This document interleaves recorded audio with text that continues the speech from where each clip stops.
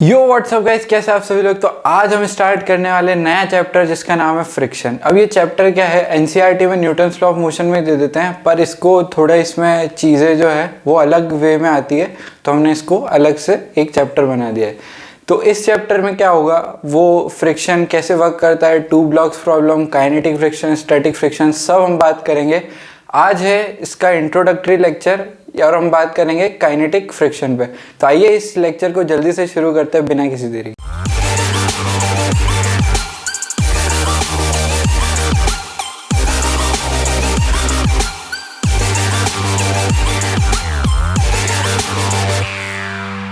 आपने आज तक पढ़ा ही होगा कि फ्रिक्शन किस वजह से लगता है, उसको रिड्यूस करने के क्या क्या चीज़ें होती है, क्या क्या हम अप्लाई कर सकते हैं उसको रिड्यूस करने के लिए। जैसे फ्रिक्शन के दो कारण होते हैं, या तो उसमें बॉन्डिंग हो जाती है बीच में, जैसे ये दो सरफेसेस है तो इनमें सरफेसेस में बॉन्डिंग हो गई तो फ्रिक्शन क्रिएट होगा, या फिर होगा उसमें जो कुछ टाइम के लिए जो मॉलिक्यूलर फोर्सेस होते हैं वो उस पर एक दूसरे को अट्रैक्ट कर लेते हैं तो फ्रिक्शन बढ़ जाता है। अब इसको कम करने के तरीके, हम उस पर लुब्रिकेट अप्लाई कर सकते हैं, या फिर एयर रेजिस्टेंस जैसे हुआ तो हम किसी भी बॉडी को स्ट्रीमलाइन बना सकते हैं। हम यहाँ पे बात करेंगे, ये सब जो चीज़ें थी ना ये हमने 9th-10th में पढ़ ली थी। अब जो हमारे फ्रिक्शन है वो है स्टैटिक फ्रिक्शन, काइनेटिक फ्रिक्शन और two block problem. Friction chapter में यही मेन चीज़ है। अब इसमें हम क्या सीखते हैं कि अगर एक बॉडी एक जगह पे रखी हुई है तो उस पर कौन सा फ्रिक्शन लगेगा, उस पर कितना फ्रिक्शन लगेगा। जब बॉडी मूव कर रही है तो उस पर कितना फ्रिक्शन लगेगा। अगर एक सिस्टम मूव कर रहा है तो फ्रिक्शन कहाँ कहाँ लगेगा। तो वो सब बात हम करेंगे इस चैप्टर में। तो आइए सबसे पहले जो इसका थ्योरी वाला पार्ट है, थोड़ा सा कि जो बेसिक थिंग्स है जो 9th-10th में पढ़ लेते हैं, और जो कुछ अभी 11th की चीज़ है जो लिखने वाली है वो लिख लेते हैं। उसके बाद अपन क्वेश्चंस पे चलेंगे। तो देखिए तो सबसे पहले हम देखते हैं कॉज ऑफ फ्रिक्शन। ये जो वही है 9th-10th की जो चीज़ है। तो कॉज ऑफ फ्रिक्शन सबसे पहला इंटरलॉकिंग। इंटरलॉकिंग में क्या, जैसे ये दो बॉडीज है, इसकी जो सरफेस है वो रफ होती है ना, इतनी रफ नहीं होती कि हमको दिख जाए, पर ये माइक्रोस्कोपिक लेवल पे रफ होती है। तो इन दोनों के बीच में इंटरलॉकिंग हो जाती है जिससे ये फ्रिक्शन क्रिएट होता है, या फिर टेम्परेरी बॉन्डिंग हो जाती है। इसी में बता देता हूँ, यहाँ पे बना लो एक डायग्राम। यहाँ पे क्या है, यहाँ के जो बॉन्ड्स होते हैं ये बॉन्ड्स बना लेते हैं, है ना। यहाँ की सरफेस टेम्परेरी बॉन्ड्स बना लेती है जिससे कि फ्रिक्शन क्रिएट हो जाता है। यही लिखा हुआ है यहाँ पे कि कॉजेज ऑफ फ्रिक्शन, फर्स्ट है इंटरलॉकिंग, सेकंड है temporary bonding between the molecules of objects and contact surfaces. एक नोट लिखा हुआ है यहाँ पे कि फ्रिक्शन जो है हमारा इलेक्ट्रोमैग्नेटिक इन नेचर होता है। अब इलेक्ट्रोमैग्नेटिक क्या होता है ये आप 12th में सीखोगे, है ना। अब देखो, अब फ्रिक्शन में जो नई चीज़ है ना, ये हेडिंग है, हाँ ये यहाँ से लिखना है आपको। पहले वो लिख लो, उसके बाद ये समझो इसको। जैसे ये एक ब्लॉक है ना। अभी तक हम क्या करते थे, एक हमको रिजल्टेंट दिया हुआ होता था, उसकी वजह से हम उसके कंपोनेंट्स निकालते थे। अब यहाँ पे उल्टा है, यहाँ पे कंपोनेंट्स निकाल के फिर रिजल्टेंट निकालना है। पर इसको रिजल्टेंट को डिस्क्राइब ऐसे किया है कि component of this and this, यानी इसके रिजल्टेंट के कंपोनेंट को नॉर्मल का है और रिजल्टेंट के इस कंपोनेंट को फ्रिक्शन का है। हम क्या करेंगे, पहले फ्रिक्शन निकालेंगे, नॉर्मल निकालेंगे, उसके बाद निकालेंगे रिजल्टेंट। पर इसको डिस्क्राइब कैसे किया, रिजल्टेंट फोर्स जो है आर, यहाँ पे आर क्या है, रिजल्टेंट फोर्स है।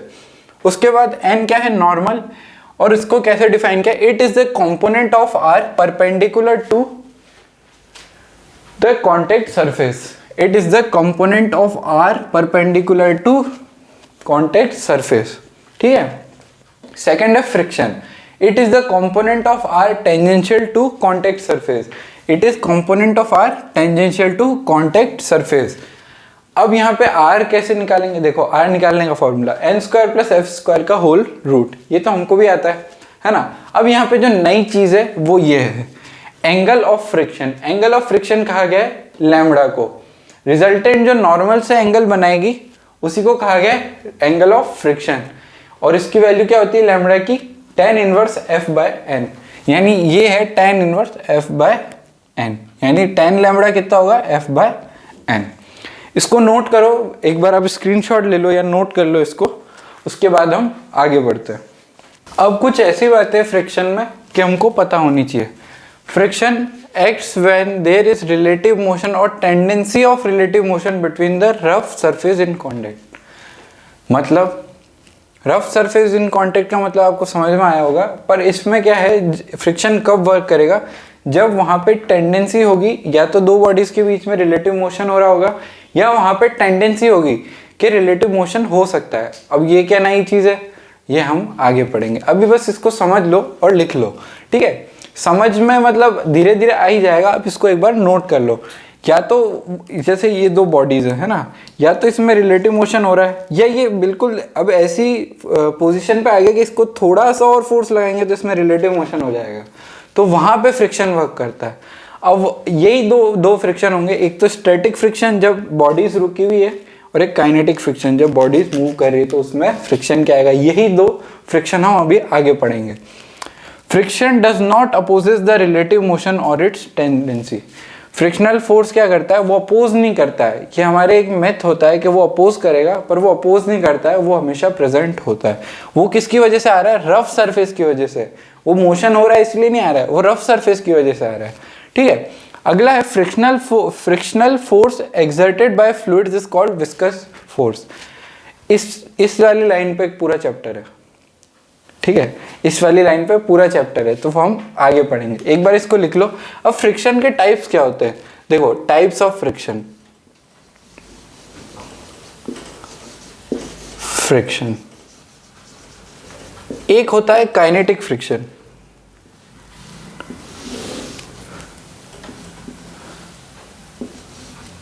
Kinetic friction. एक होता है स्टैटिक फ्रिक्शन। काइनेटिक फ्रिक्शन को कैलकुलेट कैसे करते हैं, देखो काइनेटिक फ्रिक्शन को रिप्रेजेंट करते हैं एफ के से। इसकी वैल्यू होती है म्यू के इंटू नॉर्मल। म्यू क्या होता है, कोफिशिएंट ऑफ काइनेटिक फ्रिक्शन। भैया ये क्या है, बस फ्रिक्शन इतना सही होता है और क्या। तो जेई में आ रहा है तो फ्रिक्शन की डेफिनेशन थोड़ी चेंज होगी, या उसका फॉर्मूला थोड़ी चेंज होगा, या नीट में आ रहा है तो कॉम्पिटिटिव एग्जाम में क्या उसकी डेफिनेशन या फॉर्मूला थोड़ी चेंज होगा। बस यही है काइनेटिक फ्रिक्शन की डेफिनेशन। भाई इतने से भी बड़ा पूरा चैप्टर बना दिया, हाँ बना दिया। चलो दूसरी बात करते हैं स्टैटिक फ्रिक्शन। स्टैटिक फ्रिक्शन की वैल्यू होती है 0 से लेके एफ स्टैटिक, एस इसको इससे डिनोट करते हैं, और इसकी वैल्यू लाई करती है, वेरी भी हो सकती है ना। ये क्या है, इसको याद कर लो। एफ स्टैटिक इसमें क्या है, इसमें चेंज क्या है, ये 0 से लेके म्यू एन तक है ना। म्यू स्टैटिक इंटू नॉर्मल, इसमें डिफरेंस क्या है अभी बात करेंगे, सब चीज़ अभी बता दूं। अब यहाँ पे इसकी वैल्यू लिख दो, ये क्या है, कोएफिशिएंट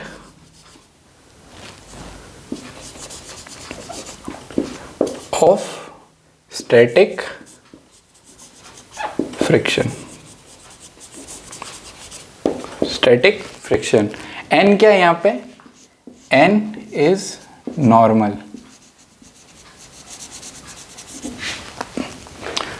अब क्या, अब आगे देखेंगे। चलो अब हम बात करते हैं डायरेक्शन ऑफ काइनेटिक फ्रिक्शन। अब हमारा जो टॉपिक स्टार्ट होने वाला है वो है काइनेटिक फ्रिक्शन।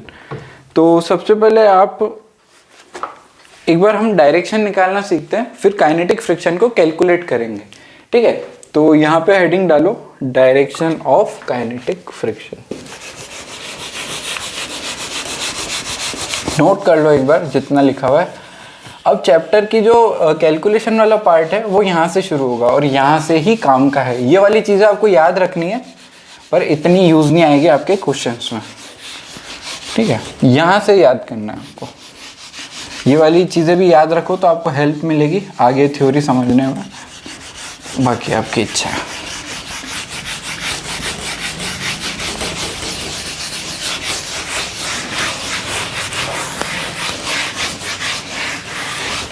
चलिए डायरेक्शन ऑफ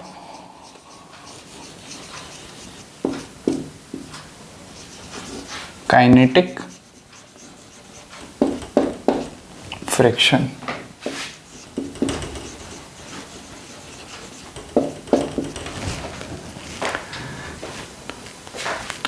अगला है हमारा direction of kinetic friction. Direction of kinetic friction कहां पे होती है? Opposite to the direction of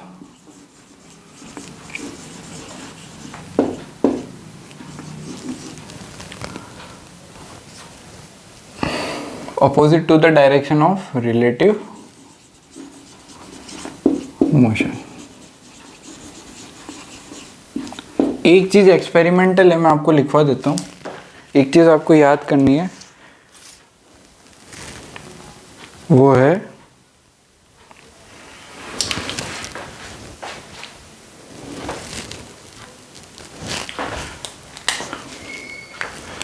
experimental एक चीज है कि जो म्यू ऑफ के काइनेटिक फ्रिक्शन होता है ये हमेशा कम होता है म्यू ऑफ स्टैटिक फ्रिक्शन। ऐसा क्यों होता है पता नहीं, एक्सपेरिमेंटल है। चलिए, तो अब मैं इसके ऊपर आपको कुछ एग्जांपल्स करवाता हूँ। तो आपको फाइंड करनी है डायरेक्शन ऑफ, क्या फाइंड करोगे? Direction of kinetic friction. सिर्फ डायरेक्शन बतानी है, कैलकुलेट नहीं करना है, ठीक है? इसको इरेज कर देते हैं।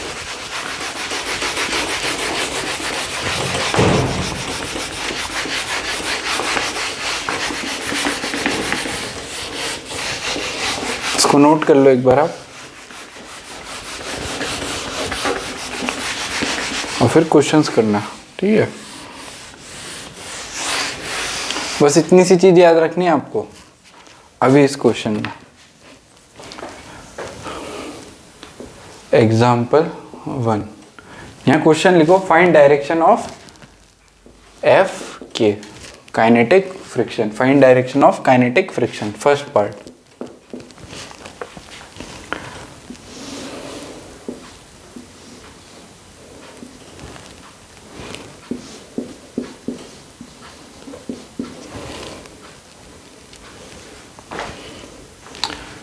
सेकंड,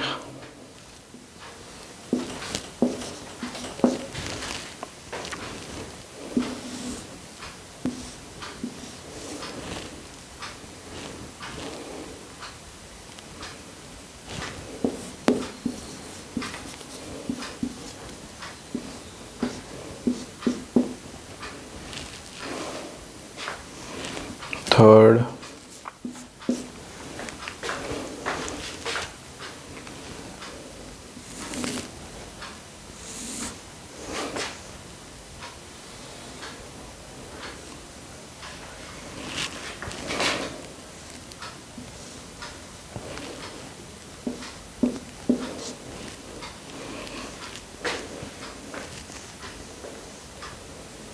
ये वाली चीज जो है ये फिक्स है।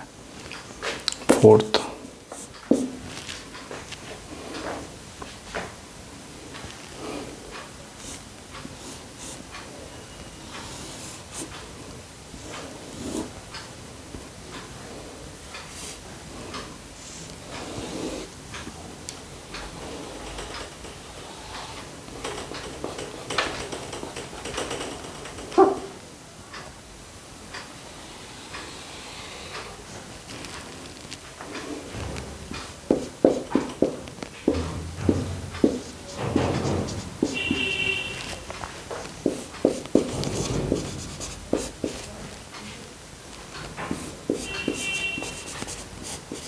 ये फ्रेम में आ रहा है क्या? आ रहा है। चलो, फिफ्थ एग्जांपल में लिख देता हूं इधर।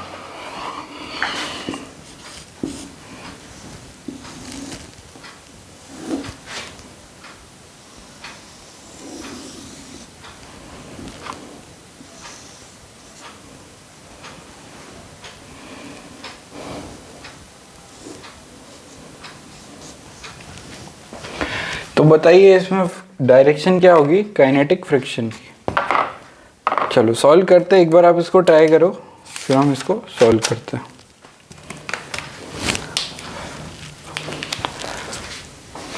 Direction of kinetic friction opposite to the direction of relative motion. इसका मोशन किधर हो रहा है, इसकी स्पीड इधर है तो मोशन इधर हो रहा है, तो इस पर काइनेटिक फ्रिक्शन किधर लगेगा, एफ के। अब यहाँ कंफ्यूज हो जाते हैं, फोर्स इधर लग रहा है मोशन इधर हो रहा है, अरे तो फोर्स से क्या लेना देना, डायरेक्शन ऑफ रिलेटिव मोशन देखनी है, तो किधर लगेगा, एफ के। यहाँ बताओ ग्रेविटी इधर लग रही है, नीचे गिर रहा है, नहीं वो ऊपर जा रहा है, तो किधर लगेगा फ्रिक्शन, एफ के। ये हाहाकारी क्वेश्चन, ऐसा आपको लगता है, कुछ नहीं है इसमें। देखो इसमें एक में बनाऊंगा तो आप कंफ्यूज हो जाओगे, तो मैं इसके 3 पार्ट कर देता हूँ। चलो 4th वाला बाद में करते हैं, पहले 5th वाला देख लो। 5th वाले में ये कुछ ऐसा रोलर है, ये दीवार है इसकी, है ना, तो बताओ इस पे काइनेटिक फ्रिक्शन किधर लगेगा, रिलेटिव मोशन इस यहाँ पे जहाँ पे कांटेक्ट है वहाँ पे रिलेटिव मोशन कैसा हो रहा है, इधर, यहाँ क्या लगेगा, एफ के 1, इधर इस वाली सरफेस पे इधर लगेगा एफ के 2। समझ में आया। चलो मैं बाकी सारे इरेज करके 4th वाला रहने देता हूँ।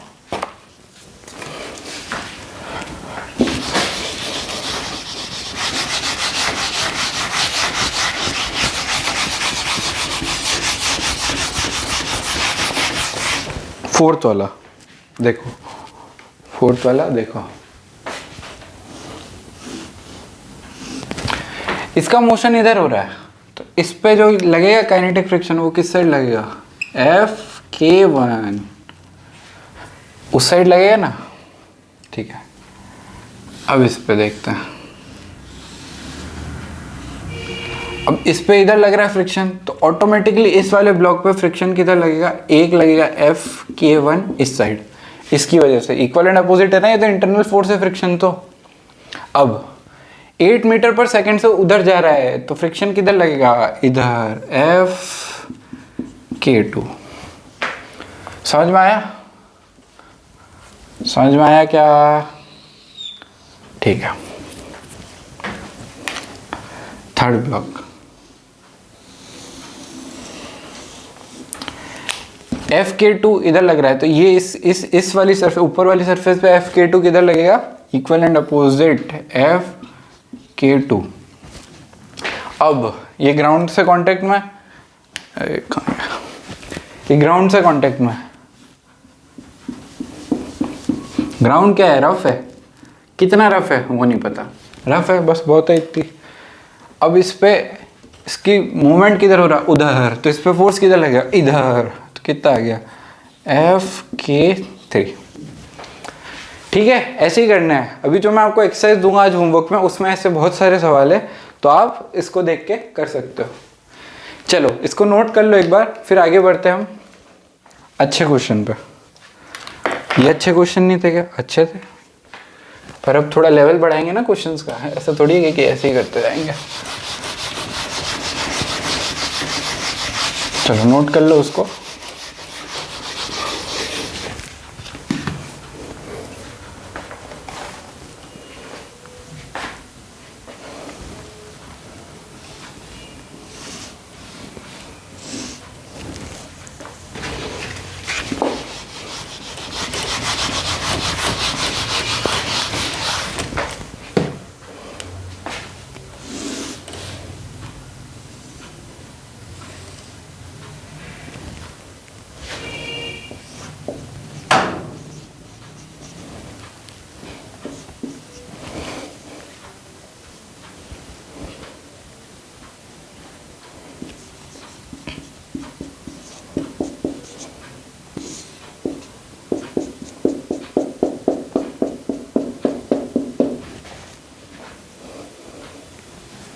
इसको मैं इरेज कर रहा हूँ, है ना, 5th वाला एग्जाम्पल इरेज कर रहा हूँ।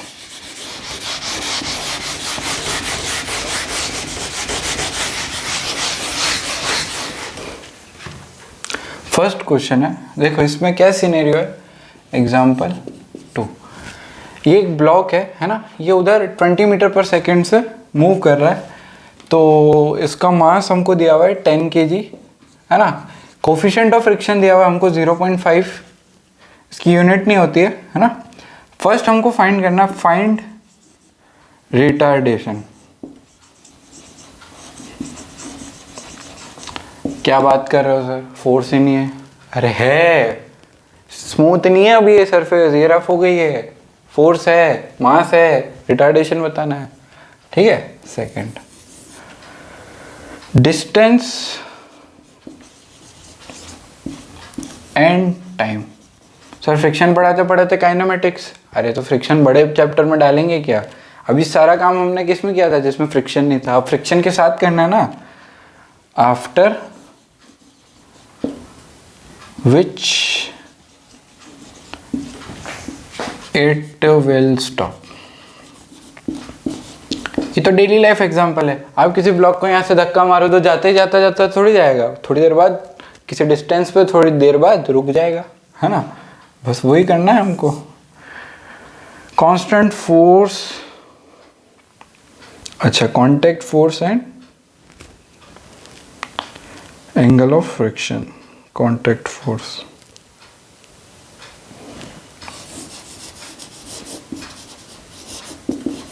कांटेक्ट फोर्स यानी रिजल्टेंट, ठीक है। Angle of friction, angle of friction यानी लैम्बडा। समझ गए?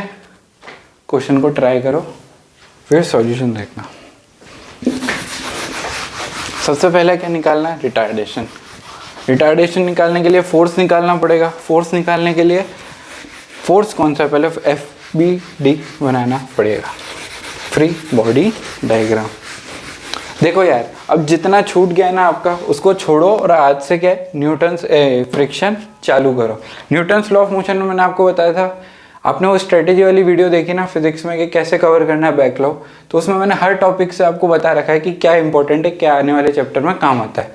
वो देखो, उससे आइडिया लो आपका क्या क्या अभी तक मिस हुआ हुआ है और आगे क्या क्या काम आने वाला है, ठीक है। अब यहाँ से आपको रेगुलर हो जाना है, रेगुलर नोट्स बनाओ, होमवर्क करो, डिस्कशन करो, डाउट पूछो, सब आज से करना है, ठीक है। फिर टेस्ट भी होंगे इसके, है ना, तो उसमें भी परफॉर्म करना है। चलो solution, find retardation. Find retardation, आवाज आ रही है? चलो सॉल्यूशन।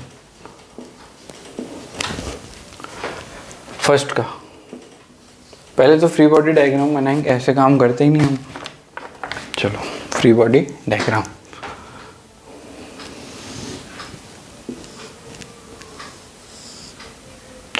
रिलेटिव मोशन किधर हो रहा है इसका? इधर। कितने से? 20 मीटर पर सेकेंड से। काइनेटिक, काइनेटिक फ्रिक्शन लगेगा इस पे, क्यों? क्योंकि ये ब्लॉक जो है मूव कर रहा है ना, ये ब्लॉक मूव कर रहा है, तो किधर लगेगा काइनेटिक फ्रिक्शन? Fk का फॉर्मूला होता है म्यू के इंटू एन। एन कितना है? 10 kg। 10 kg वेट है उसका, मास है। एन कितना हो जाएगा? 100 न्यूटन। लिख दो। Fk कितना आ जाएगा यहाँ से? Is equal to 0.5 into 100, 50 Newton.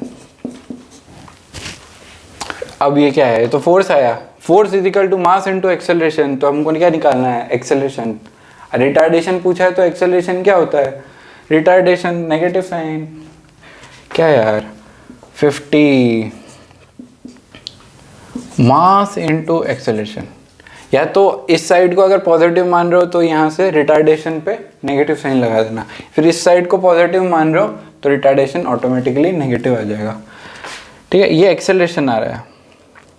मास इसका 10, यहीं से डाल देते हैं 10, तो एक्सेलरेशन कितना आ गया? 5 मीटर पर सेकेंड स्क्वायर। और रिटार्डेशन कितना आ गया? -5 मीटर पर, नहीं रिटार्डेशन भी कितना आ गया? एक्सेलरेशन आया -5 और रिटार्डेशन आया 5 मीटर पर सेकेंड स्क्वायर। अब उसमें पूछा distance and time after which it will stop. ये कैसे निकाले? अरे यार, एक्सेलरेशन रिटार्डेशन मिल गया आपको, वेलोसिटी पता है, न्यूटन की 3 इक्वेशन लगा दो मोशन वाली, आ जाएगा। चलो लगाते हैं, जगह ही नहीं बचती है। सेकेंड यहाँ पे लिख देता। सेकेंड डिस्टेंस, पहले वेलोसिटी पता है, टाइम पता पड़ जाएगा तो डिस्टेंस हो जाएगी। तो डिस्टेंस इनटू टाइम क्या होता है, ए स्पीड इनटू टाइम होता है डिस्टेंस। स्पीड है ये, एक्सेलरेशन ये है, टाइम निकाल लेते हैं। ठीक है, टाइम निकाल लेते हैं। तो v 20 नहीं, v तो 0 हो जाएगा है ना, v हो जाएगा 0 minus 20 upon minus 5 is equal to t। t आ जाएगा 4 seconds. s is equal to u t plus half a t square. तो s कितना आ गया, ut, u कितना है 20 into 4 plus half into 5 into T square 4 into 4। Cut पिट के यहाँ से आ जाएगा 80 माइनस 40। तो s कितना आ गया 40 मीटर। अब हमको निकालना है कांटेक्ट फोर्स। कांटेक्ट फोर्स निकालना कौन सी बड़ी बात है, नॉर्मल पता है, फ्रिक्शनल फोर्स पता है, निकाल लो। थर्ड पार्टियाँ कर देते हैं। R is equal to N square plus F square का whole root is equal to 100 का होल स्क्वायर प्लस 50 का होल स्क्वायर का होल रूट। अब यहाँ से कितना गया 10000 प्लस 2500 का रूट इज इक्वल टू 1 2 3 4 1 2 3 4 12500 का रूट न्यूटन। समझ गए। अब क्या बचा, angle of friction lambda is equal to tan inverse lambda. मान लो ये ऐसा आया, ऐसे ही आएगा है ना, ये होता है lambda. This upon this, friction upon friction कितना है, कहाँ गया, ये रहा 50 अपॉन 100, ये आ गया tan इनवर्स 1/2। समझ में आ गया, क्वेश्चन समझ में आया। अब धीरे धीरे इसका लेवल बढ़ाते हैं। चलो एक बार आप इसको नोट कर लो, फिर मैं क्वेश्चन लिखता हूँ। क्वेश्चन नोट कर लिया होगा ना, अभी तक क्वेश्चन आपने नोट कर लिया होगा, तो मैं क्वेश्चन लिख देता हूँ अगला।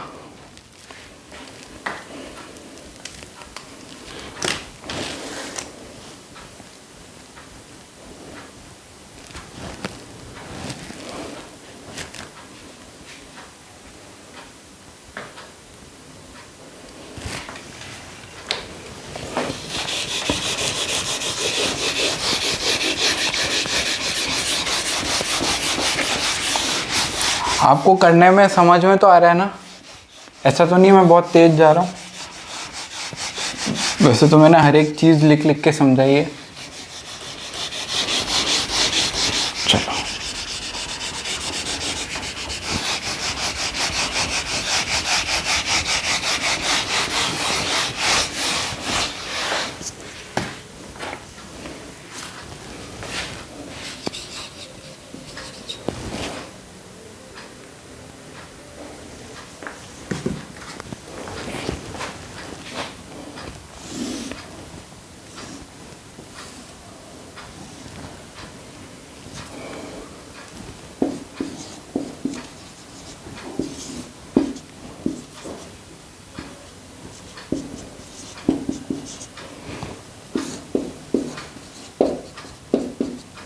अब की बार जो है फोर्स इस डायरेक्शन में लग रहा है, कितना 100 न्यूटन का।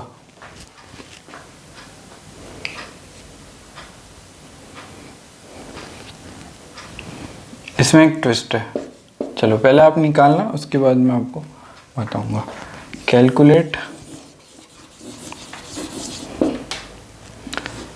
एफ के एन आर लैम्बडा ए। वीडियो को पॉज करके एक बार ट्राई करो, जितना मैं ये इरेज करता हूँ है ना, इरेज करने के बाद सॉल्यूशन बताऊंगा।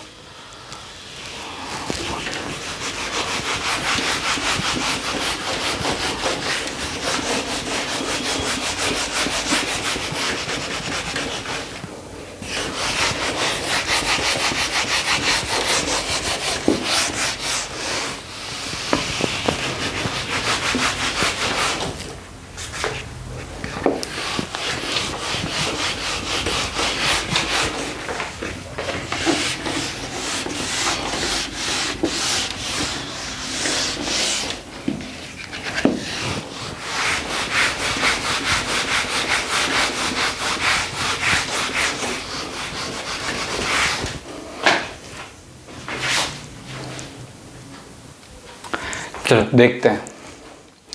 सबसे पहले तो फ्री बॉडी डायग्राम, उससे पहले क्वेश्चन स्टार्ट नहीं करना। फ्री बॉडी डायग्राम इसी में बना लेते हैं या अलग से बना लेते हैं? आपको समझ आया नहीं है इसलिए अलग से बना लिया। देखो 10 kg, एक तो लगेगा इसके ऊपर mg, या लिख देते हैं 100 न्यूटन लग रहा है इसके ऊपर नीचे की तरफ। 100 न्यूटन cos 37, cos 37 3 4 5 4/5 यानी 80 न्यूटन लग रहा है इसके ऊपर। इधर 60 न्यूटन लग रहा है, नॉर्मल लग रहा है इसके ऊपर ऊपर। अब बताओ, किसी बच्चे ने नॉर्मल निकाला होगा 100 न्यूटन, झूठ मत बोलना, 100 न्यूटन निकाला है किसी ने 100 न्यूटन, गलत है ना? तो यहाँ पे क्या इक्वेशन बनेगी, n + 60 = 100। यहाँ तो आपका नॉर्मल जो ये आ गया 40 न्यूटन। ये क्या होगा, जादू? जादू नहीं होगा।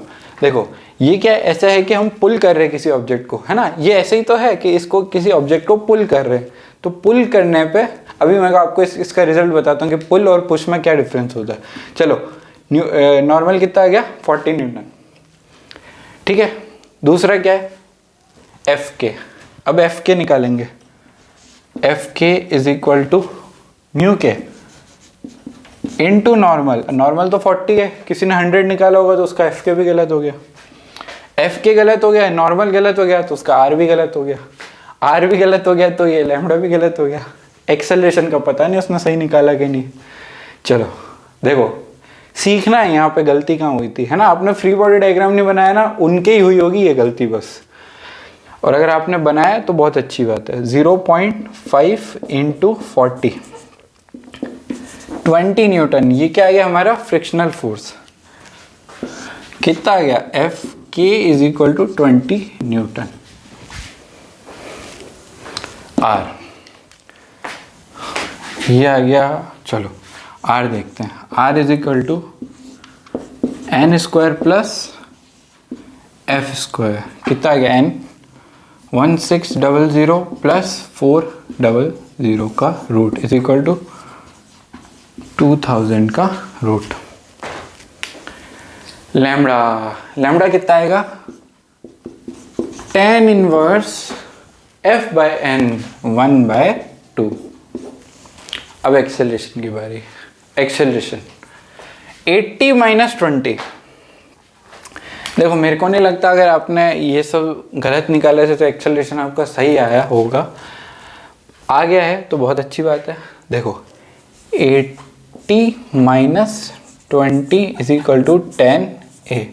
a की वैल्यू आ गई यहाँ से 6 मीटर/सेकंड²।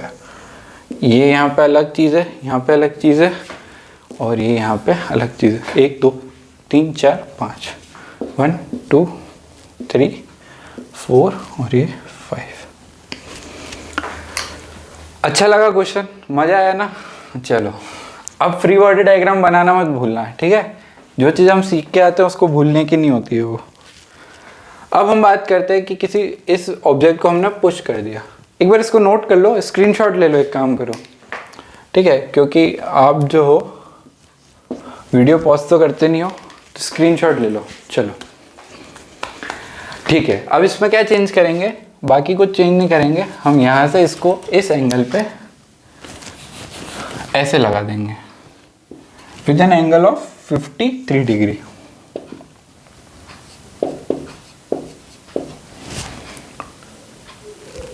एग्जाम्पल 4।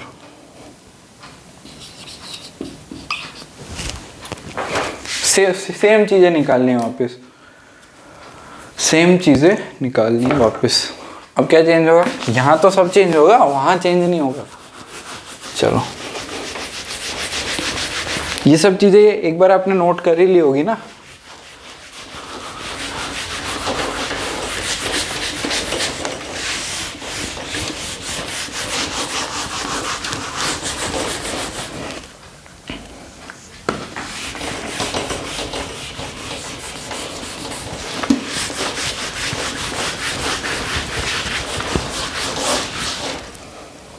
चलिए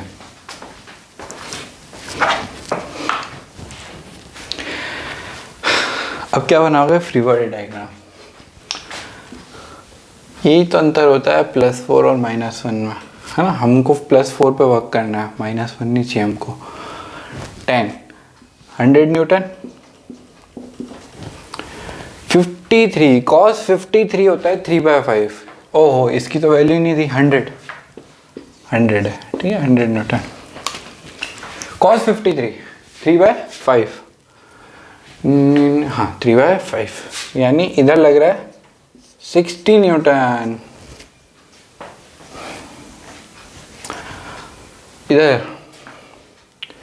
इधर इस पर फोर्स लग रहा है, कितना लग रहा है,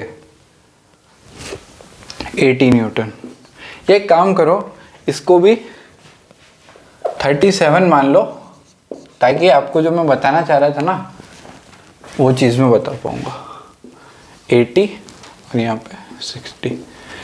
इस केस में 80 लग रहा था, है ना। हम जब पुश कर रहे हैं तो इधर की साइड तो 80 आ रहा है, पिछले केस में भी 80 आया था, और पिछले केस में ऊपर 60 आया था, इस बार नीचे 60 आया है। अब नॉर्मल निकालेंगे सबसे पहले अपन, नॉर्मल। तो नॉर्मल फोर्स ऊपर लग रहा होगा, N = 160। अरे ये क्या हो गया बस फ्री बॉडी डायग्राम से। सेकेंड, F of K = 0.5 × 160, यानी 80 न्यूटन। अरे ये क्या हो गया, यही तो मैं बताना चाह रहा था। जब आप किसी चीज़ को पुल करते हो तो इजी होता है, क्योंकि फ्रिक्शन कम लग रहा होता है। किसी चीज़ को पुश करते हो तो फ्रिक्शन ज़्यादा लगता है। समझ गए ना अब एक बात। तो आज से किसी भी चीज़ को पुल करना, कम मेहनत लगेगी, बाकी आपकी मर्जी। थर्ड, R निकाल दो। R में क्या है, 160 का स्क्वायर प्लस 80 का स्क्वायर का whole root R। Fourth, lambda भी आ जाएगा, tan 1 1/2। अब ऐसा नहीं सोचना है कि 2-4 केस में है ना लैम्बडा यही आ रहा है तो यही होता है हमेशा 1/2, ऐसा नहीं होता है। तो अभी कुछ वैल्यूज ऐसी है कि इसकी वजह से आ रहा है। फिफ्थ, इधर 80 उधर 80, ब्लॉक मूव ही नहीं कर रहा है, एक्सेलरेशन क्या हो गया, 0। समझ गए।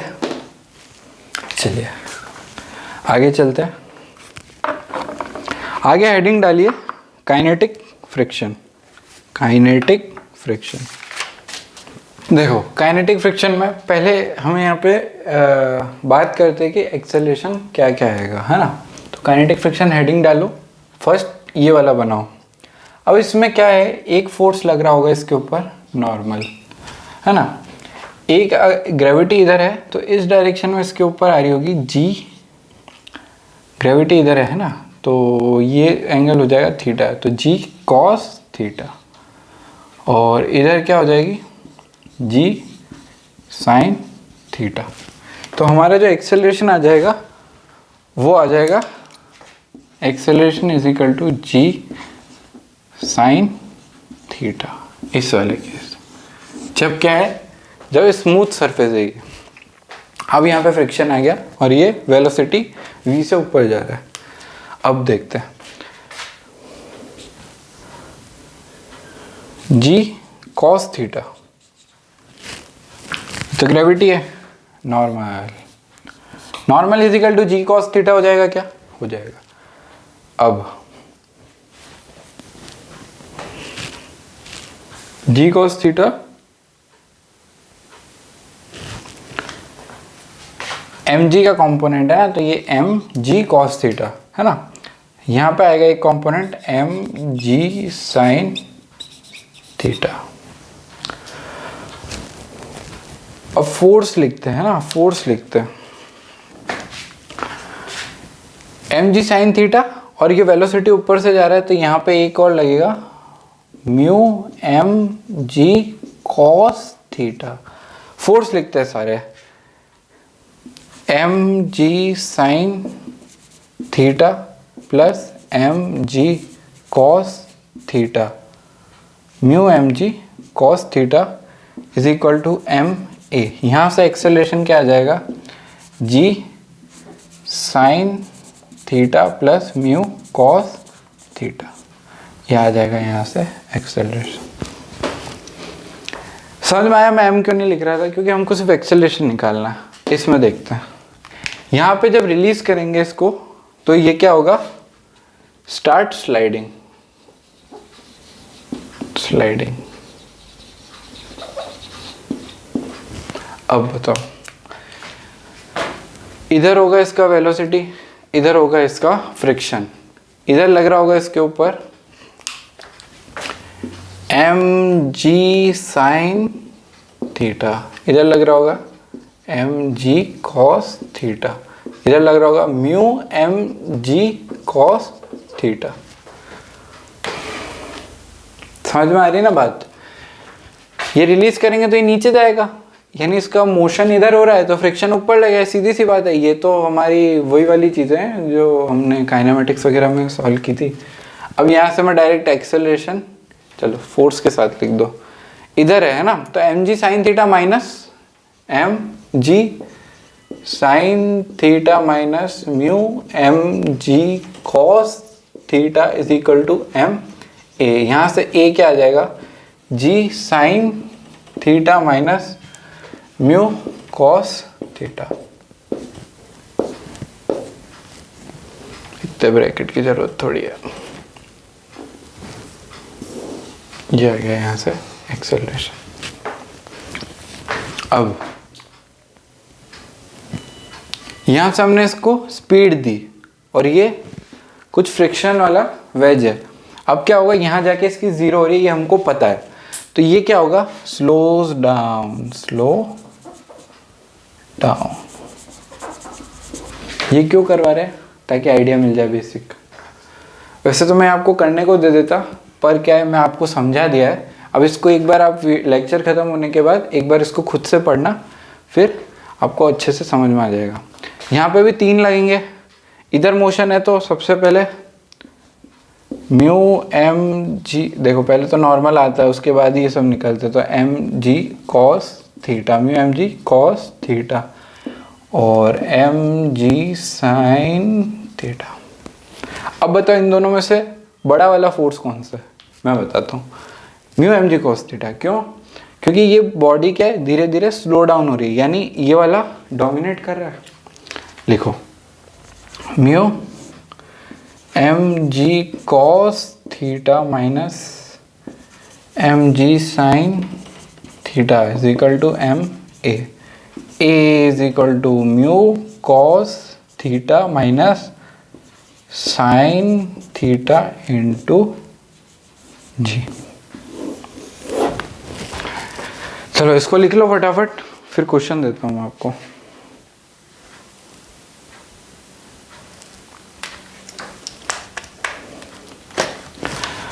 क्वेश्चन देते हैं, जल्दी से इसको नोट कर लो। एग्जाम्पल देखो, अब अगला एग्जाम्पल 5। इसमें क्या है, 2 वेज है,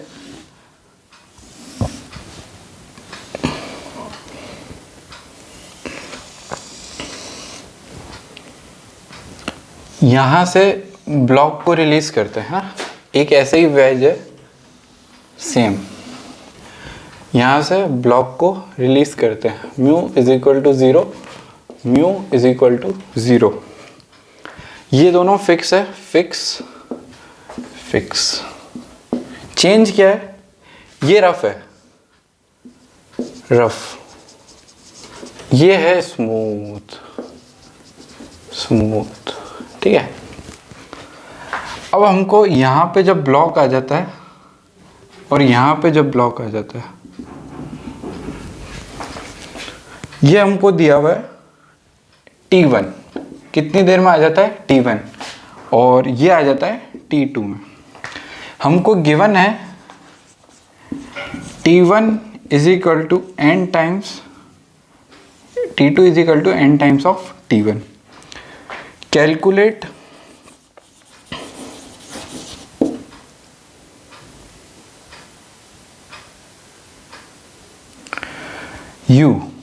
U यानी देखो U ये वाला नहीं, U क्या है, फ्रिक्शन, कोफिशिएंट ऑफ फ्रिक्शन के is equal in terms of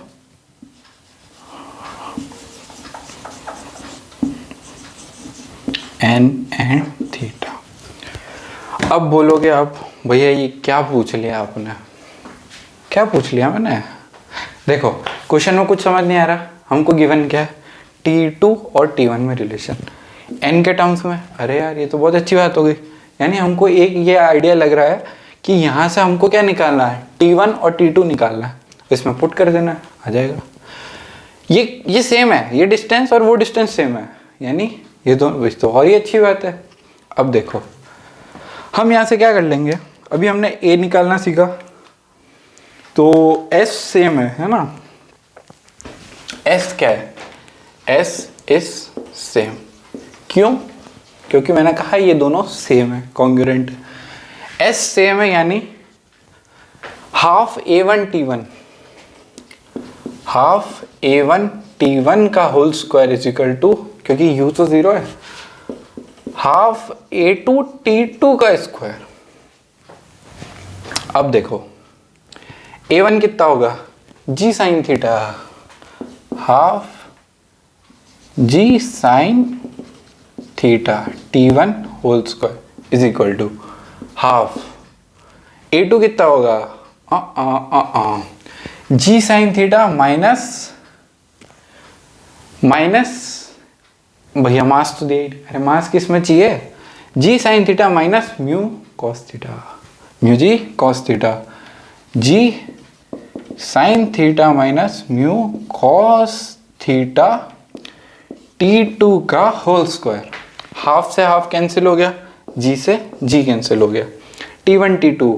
अब यहाँ से डाल दो एक रिलेशन, T2 क्या है, n T1 का स्क्वायर, म्यू चाहिए in terms of n and theta, तो यहाँ से T1 और T2 एलिमिनेट करना है, कर देंगे। T2 को सब्स्टिट्यूट कर दो, T2 को ये देखो sine theta T1 whole square is equal to sine theta minus mu cos theta n square T1 whole square, T1 square से T1 स्क्वायर समाप्त। अब क्या बचा, अब तो बहुत कम बचा है। अब देखो यहाँ से हम क्या कर सकते हैं, हमको म्यू चाहिए है ना, तो बाकी सारी टर्म्स को एक साइड ले लेते हैं, तो ले लो साइन थीटा, इसको एक काम करते हैं, साइन थीटा को इधर ले आते हैं है ना, तो mu n square mu cos theta is equal to n square plus 1 sine, नहीं प्लस 1 नहीं आएगा, देखो इसको सिंपली करते जाते नहीं तो कंफ्यूज हो जाओगे, n square sine theta minus sine theta. अब sine theta common, n square minus 1, बाकी सबको इधर ले आओ, म्यू उधर रहने दो, बाकी सब आ गए इधर, n square cos theta.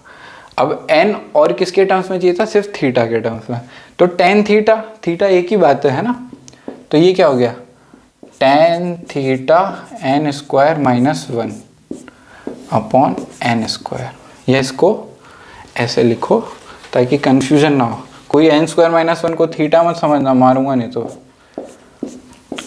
Tan theta upon n square, ये हो गया हमारा म्यू। हमने क्या किया, कुछ भी नहीं किया, जो दिया था उसमें पुट कर दिया। चलिए क्वेश्चन अच्छा लगा, इसको फर्दर सिंप्लीफाई कर सकते हो। अब n स्क्वायर को काट के वो सब सेम ही आंसर है ना, लगभग सेम ही है, इसको सिंप्लीफाई करना चाहो तो कर सकते हो, नहीं तो यहीं छोड़ दो। अब क्या करें, चले नहीं 2 क्वेश्चन और कर लेते, फिर ये जो काइनेटिक फ्रिक्शन है ये ख़त्म हो जाएगा, तो आज काइनेटिक फ्रिक्शन करके ही जाएंगे। चलो मैं आपके लिए थोड़ा शॉर्ट कर देता हूँ, इसका स्क्रीनशॉट ले लो फिर बाद में लिख लेना। चलिए नेक्स्ट क्वेश्चन, भैया आपने इसमें शॉर्ट क्या किया, अरे मैम मिटाने का लिखने का टाइम हटा दिया ना, पर आप वो जो है स्क्रीनशॉट लेके रखोगे नहीं, उसको नोट करोगे, ठीक है, एक पेज छोड़ दो उसके लिए। अब देखो इस क्वेश्चन में क्या है, ये एक वेज है x लेंथ का है ना, यहाँ पे क्या है, एल लेंथ तक जो है स्मूथ है, उसके बाद क्या है, रफ है सरफेस। तो ये म्यू से आता है, स्पीड क्या है इसकी 0, तो ये यहाँ तक आता है, तो ये क्या होगा, एक्सेलरेट होगा, इसके बाद क्या होगा, डिसेलरेट होगा। क्यों? क्योंकि फ्रिक्शन लगने लग जाएगा, क्योंकि ये रफ है। हमको फाइंड करना है म्यू एफ की value in terms of theta. क्या करेंगे, दिमाग लगाओ। चलो देखो, फिर मैं बताता हूँ।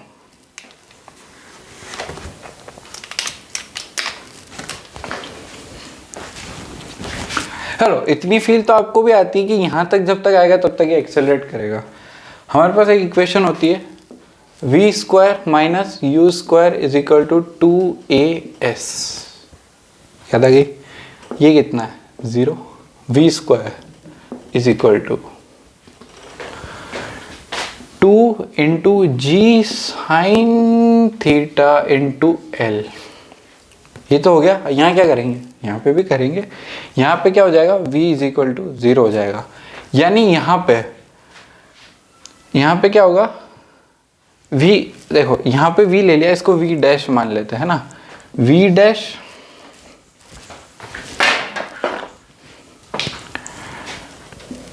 डैश का स्क्वायर माइनस u डैश का square is equal to 2a dash का s डैश, सब में डैश डैश हो गया। ये हो जाएगा 0, क्योंकि रुक गया है ये इतना ही होगा। v square is equal to 2a लिखो। ये नीचे जा रहा है और ऊपर, तो ऐसे वाले केस में एक्सेलरेशन क्या आया था, एक्सेलरेशन आया था हमारा ऊपर वाला माइनस नीचे वाला। तो यहाँ पे माइनस लगाओ, या फिर देखो अब इसका मोशन इधर हो रहा है, तो इस वाले को पॉजिटिव ले लेते हैं। तो जी sine theta minus mu G cos theta, क्योंकि यहाँ पे माइनस साइन है ना, तो यानी हमने इस वाले डायरेक्शन को पॉजिटिव ले रखा है, तो बात ही खत्म हो गई। 3l, इस वाले माइनस को यहाँ पे रिप्लेस कर देते हैं, तो ये क्या हो जाएगा, v square is equal to 2g mu cos theta minus sine theta is into 3l।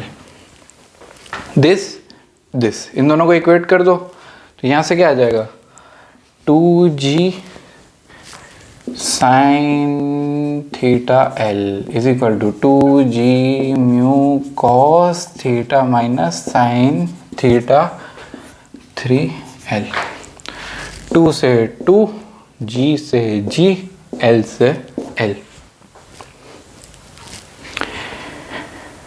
3 sine theta वहाँ जाके हो जाएगा 4 sine theta is equal to mu 3 mu cos theta. यहाँ से म्यू की वैल्यू क्या आ गई, 4/3 tan थीटा। ये आ गई हमारी म्यू की वैल्यू। क्वेश्चन समझ आया? देख लो एक बार, नोट कर लो, अच्छे से देख लो एक बार। नेक्स्ट क्वेश्चन कुछ ऐसा है, ये एक रॉड है 2l लेंथ की, इस पे फ्रिक्शन है म्यू, एंगल अल्फा पे, मतलब ये हॉरिजॉन्टल में पड़ी हुई है ना, जैसे टेबल पे पड़ी हुई है, और इस पे एक्सेलरेशन लग रहा है। अब ये हॉरिजॉन्टल पे प्लेन में है, तो इसका मतलब क्या हुआ, ग्रेविटी इस पे क्या है, 0 है ना। यानी ये हॉरिजॉन्टल प्लेन पे दे रखा है हमको, ग्रेविटी 0 है। अब ऐसा नहीं कि भैया ऐसे थोड़ी होता है। मान लो bead is release from rest with respect to rod, ये एक बीड है ना, ये बीड क्या होता है पता है, बीड यानी मोती होती नहीं होते माला में, उसको बीड कहते हैं ना। तो ऐसे एक बीड है circular. Find the time when Beed leaves the rod. अब आपको ऐसी फील आती है रॉड ऐसे जाएगी, तो कभी अभी टेबल पे रखी होती तो ये नहीं निकल पाती, पर ये क्या है, हॉरिजॉन्टल प्लेन में, मान लो स्पेस में, तो इसको हम एक्सेलरेट करेंगे तो ये बीड नीचे से निकल जाएगा। कैसे, सूडो फोर्स ध्यान से पढ़ा था पिछले लेक्चर में। अब बैठ जाओ इस रॉड के ऊपर बैठ गए, सूडो फोर्स लगाओ, सूडो फोर्स, बैठ गए इस रॉड के ऊपर, यहाँ पे बैठ गए हम, यहाँ पे बैठ गए। सूडो फोर्स किस साइड लग रहा होगा, ये बीड पे एम, अरे ऐसे थोड़ी लग रहा, ऐसे लग रहा एम ए। ये एंगल अल्फा, तो ये वाला एंगल कितना हुआ अल्फा, वर्टिकली अपोजिट एंगल। अब बोलोगे ऐसे कैसे, अरे यार ऐसे ही होता है ज्योमेट्री। देखो ये रॉड मान लो, ये ऐसे मान लो, तो ये अल्फा है, ये अल्फा, अब उसमें भी निकल जाता है। अब इतनी अब ज्योमेट्री तो खुद को आनी भी चाहिए ना यार, अब इतने क्वेश्चंस कर लिया हमने, ठीक है, आती तो बहुत बढ़िया। एम ए, इसकी नॉर्मल किधर आएगी, अब इसकी ग्रेविटी मान लो जैसे ये एम है, एम ए क्या है, एम जी जैसा कुछ है, तो एम जी नीचे आता था तो नॉर्मल इसका ऊपर आता था। अब एम जी इस साइड आ रहा है तो नॉर्मल इसका इस साइड आएगा। कितना आएगा, देखो इस डायरेक्शन में कितना आएगा, एम ए साइन थीटा, तो नॉर्मल कितना हो गया, N is equal to M a sine theta into, नहीं इधर कितना है, एम ए कॉस थीटा। इस पे फोर्स लग रहा होगा इधर F, ठीक है। अब net force F net is equal to M into A, M into A आ गया, M इंटू ए आ गया। फोर्स नेट कितना आएगा,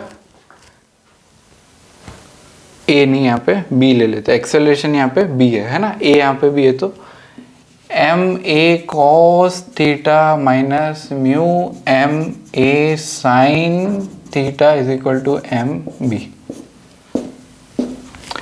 ए cos theta minus mu sine theta, हमको क्या निकालना है, find the time when bead leaves the rod is equal to b. B distance दे रखी है L है ना, तो टाइम निकालना है, तो L is equal to mu क्या है 0, तो हाफ बी टी स्क्वायर हो गया। L इज इक्वल यहाँ पे है ना, L is equal to half b t square, L क्या हो गया, हाफ इंटू बी, ए समझ रहे हो ना, या चलो मैं लिख देता हूँ, cos theta minus mu sine theta T square, T निकालना है तो टी इज इक्वल टू क्या आ जाएगा, 2L upon a cos theta minus mu sine theta, theta नहीं है यहाँ पे अल्फा है ना, तो ये जहाँ जहाँ पे भी थीटा लिख रखा है ना, इसको या फिर इसको यहीं पे थीटा कर लेते हैं ना, थीटा थीटा याद नहीं रहा सॉरी, इसको थीटा कर लो। चलो अब सही हो गया पूरा क्वेश्चन।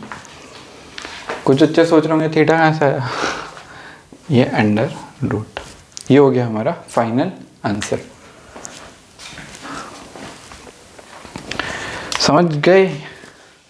अब एक थोड़ा अच्छा क्वेश्चन है, वो मैं आपको होमवर्क में दूं या नहीं,